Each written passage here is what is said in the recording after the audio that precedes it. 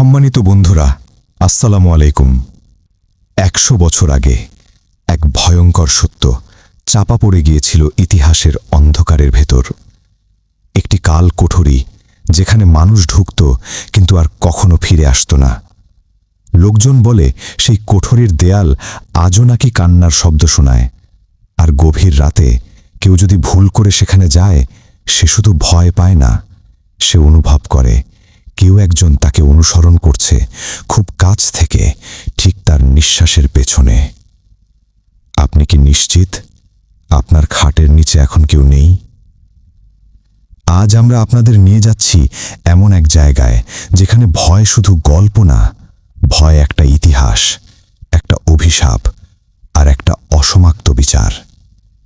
প্রাচীন বাংলার এক বিস্তৃত জনপদ, জামালপুর জেলার ছোট্ট একটি গ্রাম, রামচরণ।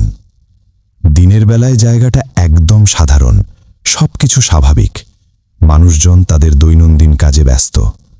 কিন্তু সূর্য ডুবে যাওয়ার পর গ্রামটা যেন অন্য কিছুর রূপ নেয়।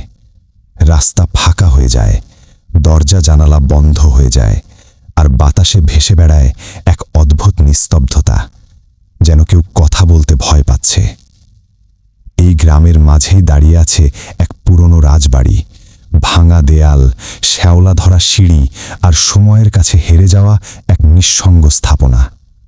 আর সেই রাজবাড়ির ভেতরেই লুকিয়ে আছে কাল কোঠরি, একটা জায়গা যেখানে একসময় রাজামাতসারা তাদের সবচেয়ে ভয়ঙ্কর অপরাধীদের শাস্তি দিতেন।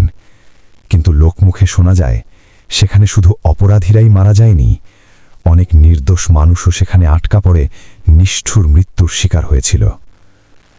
এবার আসি আমাদের গল্পের মূল চরিত্রে, রক্তিমে। রক্তিম একজন প্রফেশনাল ফটোগ্রাফার। ছোটবেলা থেকেই তার চোখে ছিল এক অন্যরকম দৃষ্টি।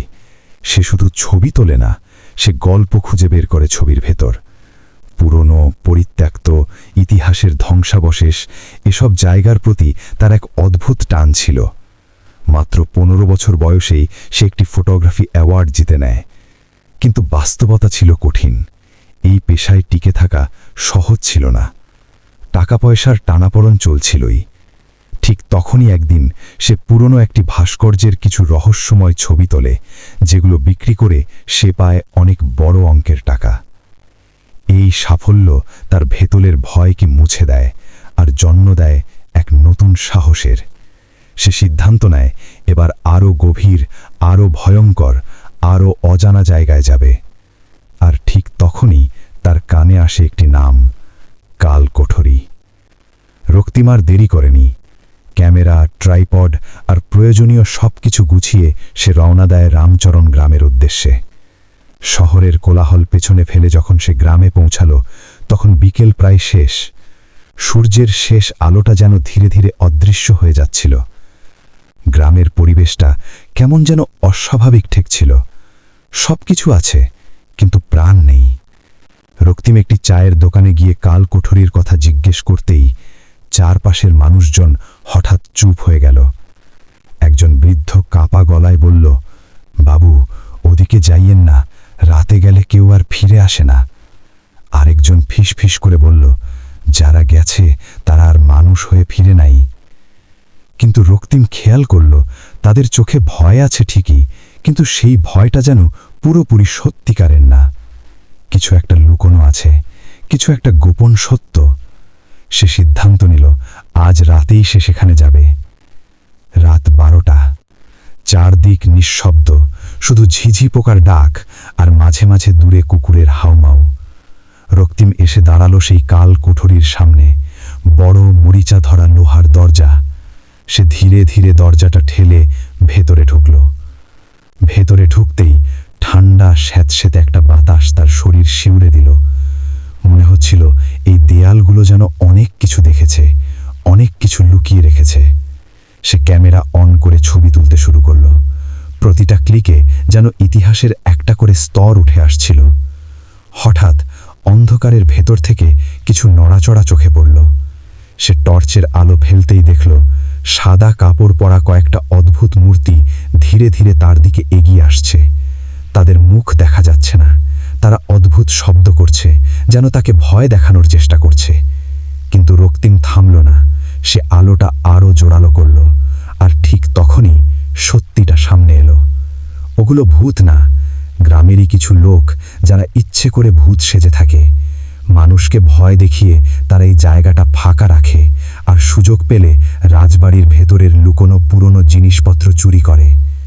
রক্তিম মুচকি হাসল। সে দ্রুত তাদের কয়েকটা ছবি তুলে নিল প্রমাণ হিসেবে। লোকগুলো ধরা পড়ে যাওয়ার ভয়ে অস্থির হয়ে উঠল। কিন্তু ঠিক তখনই ঘটল আসল ঘটনাটা। হঠাৎ পুরো জায়গার তাপমাত্রা কয়েক সেকেন্ডের মধ্যে বদলে গেল। একটা হিম শীতল বাতাস চারদিকে ছড়িয়ে পড়ল। যারা ভণ্ড ভূত সেজেছিল তারা হঠাৎ আতঙ্কে চিৎকার করে উঠল, তারপর একে একে মাটিতে পড়ে অজ্ঞান হয়ে গেল। রক্তিমের শরীর কেঁপে উঠল। সে ধীরে ধীরে পিছনে তাকালো, আর যা দেখল তার জন্য সে মোটেও প্রস্তুত ছিল না।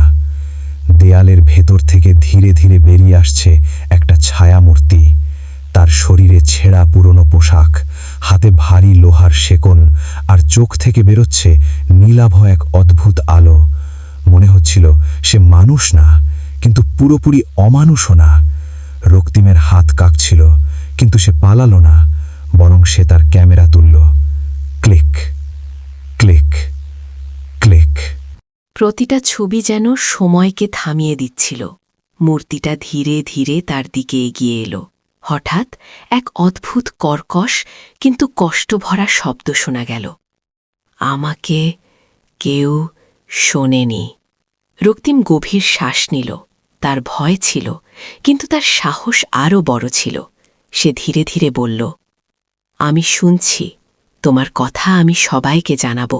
তোমার সত্য লুকিয়ে থাকবে না আর। মুহূর্তের জন্য সবকিছু থেমে গেল।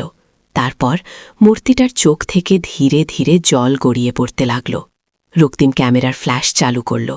এক ঝলক আলো পুরো ঘর ভরে দিল, আর সেই আলোর মধ্যে মূর্তিটা ধীরে ধীরে মিলিয়ে যেতে লাগল।